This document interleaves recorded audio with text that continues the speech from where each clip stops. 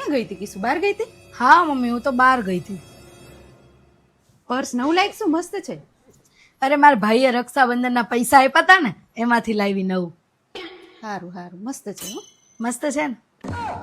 અને હું હમણાં ઉપર ગઈ હતી ને તે પેલા હિંચકા ઉપર ડ્રેસ પડ્યો તો કોથળીમાં, એ નવો લાગશું. હા, ઈ મારા ભાઈએ પૈસા આપ્યા હતા ને રક્ષાબંધનના, એમાંથી જ લાવી. એવું મોંઘો લાગે છે ને? હા, 4000 નો છે.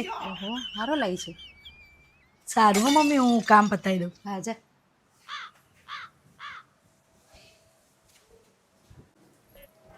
હાલ ને ક્યાંક શોપિંગ કરવા જઈએ.